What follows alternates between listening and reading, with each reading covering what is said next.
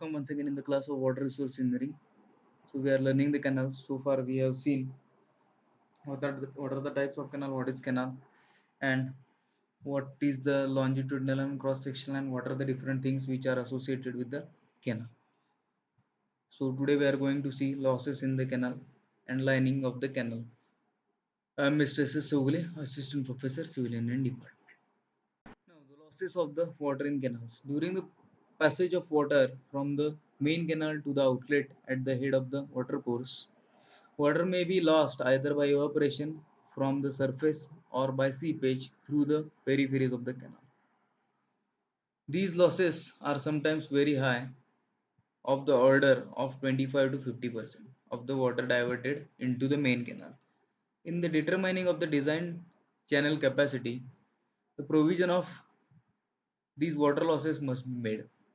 The provision of the water lost in the water course and in the field, however, already made in the outlet discharge factor, and hence no extra provision is made on that account.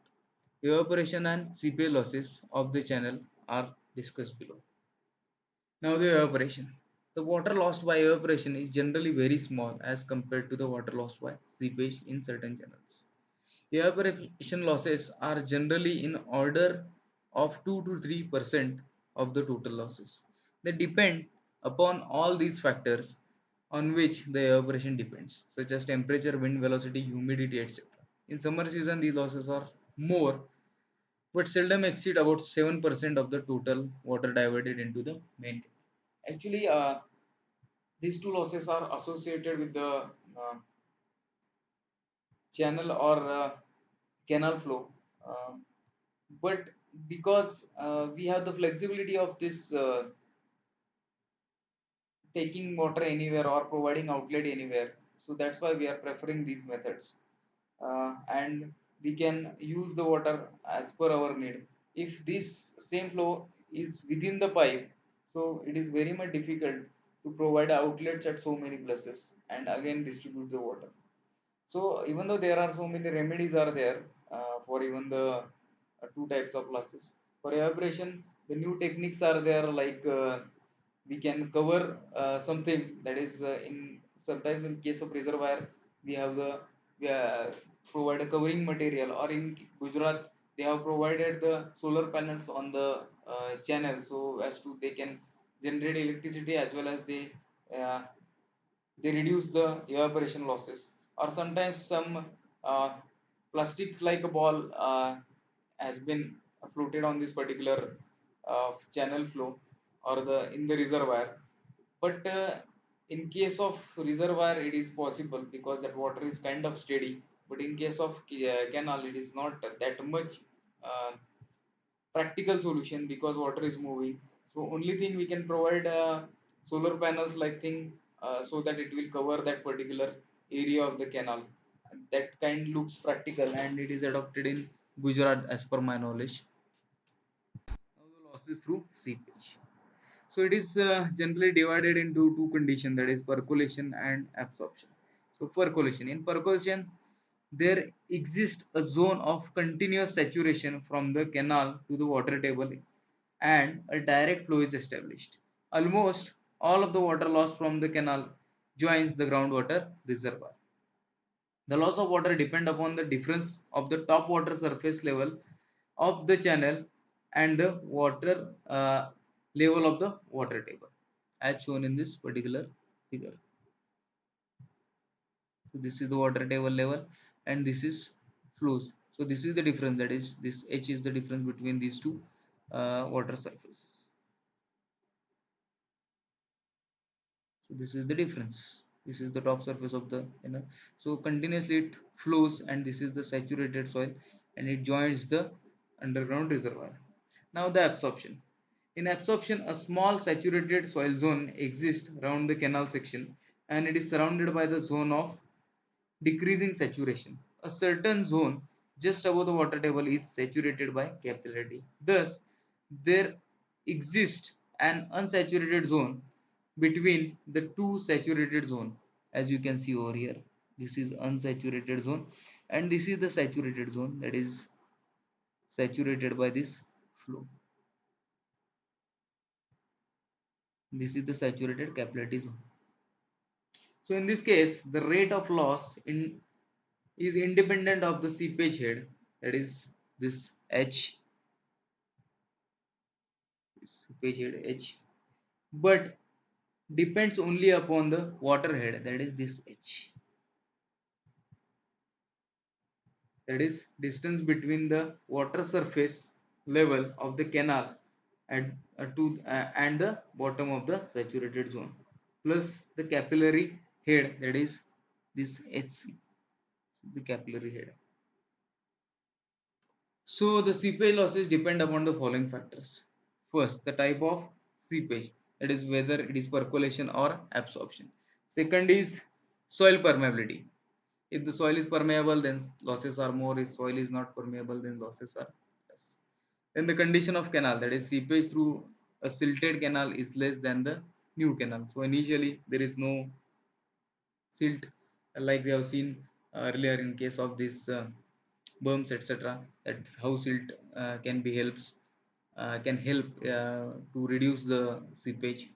So in new canal it is more rather than the silted canal.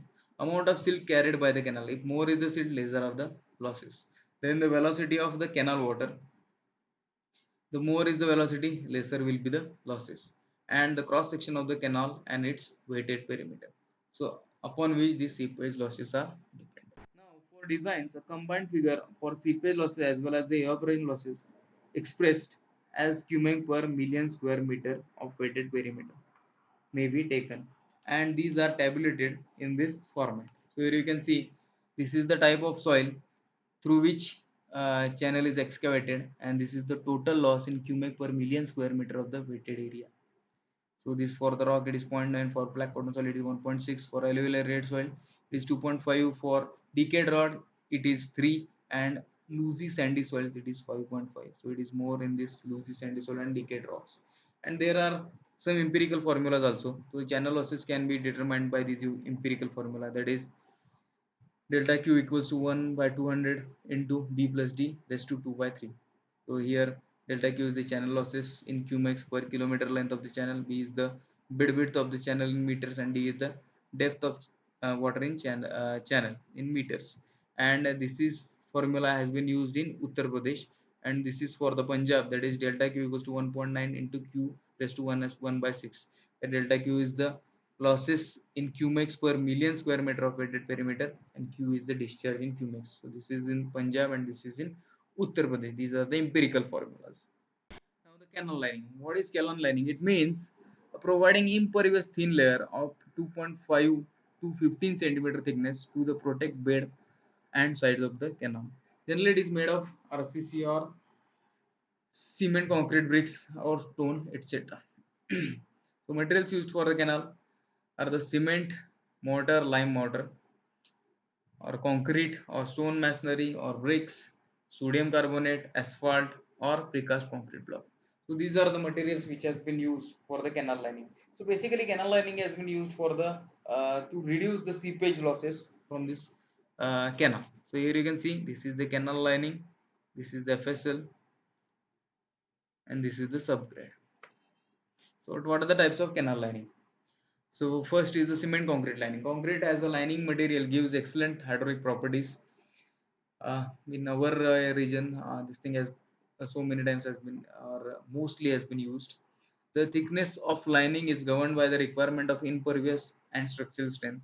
Thickness is provided is from 5 to 10 centimeters for M15 and 7.5 to 15 for the M10 concrete. The concrete is used in the lining has mixed ratio of 1:4 to 1 or 1:3 to 6 or 1:4 to 6. Then shotcreting. The mixture of cement and sand is shot on the subgrade. You might have seen the shotcreting on the uh, tunnels or some earth retaining works in near Pune. In tunnels we can see, or while passing through this new bypass to Katras, we can see this shotcreting. So mixture of cement and sand 1:4 is shot on the subgrade through the nozzle. The thickness of this type of lining varies from 2.5 to 6.5 centimeter. Shotcreting consumes large amount of cement. Shortening lining can be placed on irregular subgrade and fine dressing of subgrade is not required. Then precast concrete lining. This type of concrete lining consists of the precast slab, usually 90 centimeter to 30 centimeter in size. The thickness of each slab is 5 to 6.5 centimeter. The blocks are manufactured with the interlocking arrangement. The slab are laid on well prepared and compacted subgrade. Next thing is cement mortar lining. The thickness of this stuff lining is kept between 1 to 4 centimeter. A large amount of cement is consumed in this type of lining and it is very costly. The brick lining. This type of lining consists a single or double layer of brick masonry or a layer of brick masonry followed by a layer of tiles laid in mortar. The first layer is laid in 12 layer of 1:6 cement mortar, a 12 thick layer of plaster in 1:3. A cement mortar is laid over first layer is then the second layer is laid over in 1:3 mortar. Thin asphaltic lining. It is controlled mixture of asphalt and grade aggregate mixed and placed at a high temperature of 200 degrees Celsius and covered with 30 centimeter layer of earth material for protection. The mix is placed either by hand or by equipment similar to that of concrete. Then clay puddle lining. The clay puddle is produced from the first exposing clay to the weathering. It is then mixed with the water to bring to its saturation and pugged thoroughly by tamping under the man's or cattle's feet. This thickness of the lining is 30 centimeter and it is protected by the layer of earth material. Basically, it is the old method that is clay lining. Uh, then sodium carbonate lining. The mixture consists of clay soil 10% and sodium carbonate 6%. The thickness of lining is kept as 10 centimeter. This type of lining is used for small canals or watercourses. The stone block lining. This consists of the undressed stone block set in mortar laid over the prepared subgrade. This lining is able to check the seepage effectively but has to considerable resistance to flow of water. Then prefabricated lightweight membrane. These are matted fibers of asbestos or jute and are coated with the asphalt. It is laid on the smooth and prepared subgrade and is covered with the layer of earth material. Then bentonite and clay membrane. This consists of bentonite or clay blanket of 4 centimeter thick laid over the prepared subgrade and covered with the earth. And last is the oil lining. The road oil sprinkled on the subgrade in thickness about 1.5 mm is sufficient enough to saturate the subgrade to a depth of 8 meter. The subgrade is then rolled so that oil enters into the soil pore. So that is the raw method. And above two method, that is this fabricated lightweight membrane and this clay membrane. Basically, these kind of things. Basically, we are using the that plastic like sheet on the pond we are creating, that is called as shetala. So this kind of same technique has been used in this particular uh, type of construction. Then purpose of the lining. First is to reduce the seepage losses in canal. Second, to prevent the scouring of the bed sides. To improve the discharge of canal by increasing the velocity of flowing water. To prevent the waterlogging. To increase the capacity of the canal. To increase the command area. To control the growth of weeds. To protect the canal from the damage by flood. So these are the purpose of lining. Now the advantages. So it reduces the loss of water due to seepage and hence duty is enhanced. It controls the waterlogging. It provides the smooth surface and hence velocity of flow can be increased.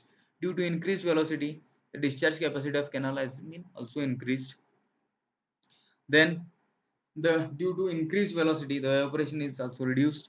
It eliminates the effect of scouring of the canal bed. The increased velocity eliminates the possibility of silting in the canal bed.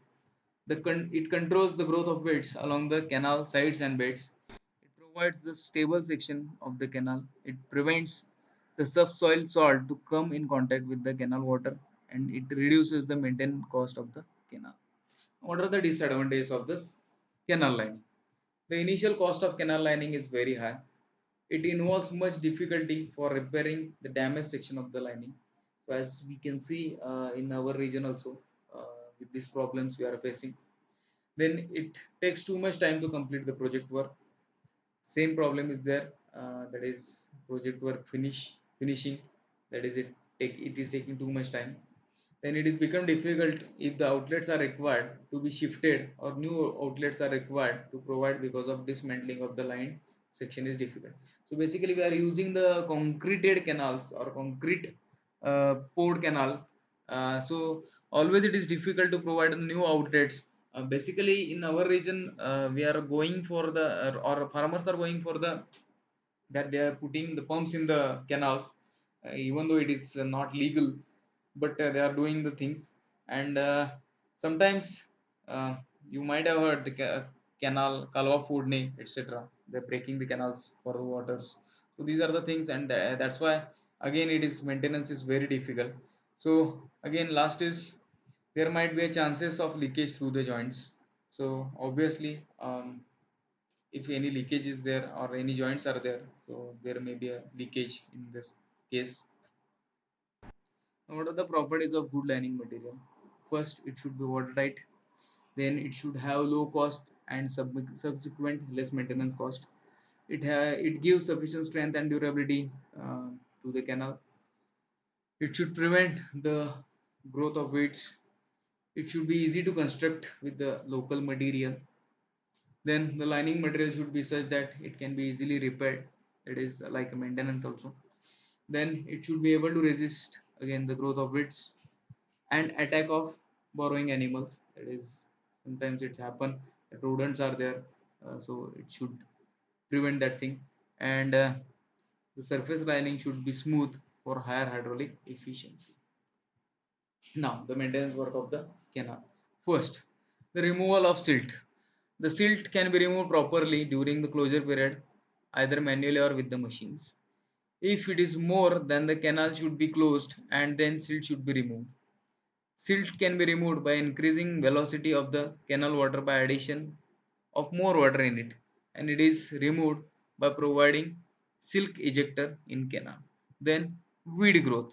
Weed affect the efficiency of the canal, and hence weeds and plants should be removed from the canal from their roots. The strengthening of the canal banks. Canal banks should be strengthened properly. Any holes made by the insect are found, they should be properly closed. Leakage, if any found, should be properly treated. If scouring of the bank notice, proper measurement should be adopted.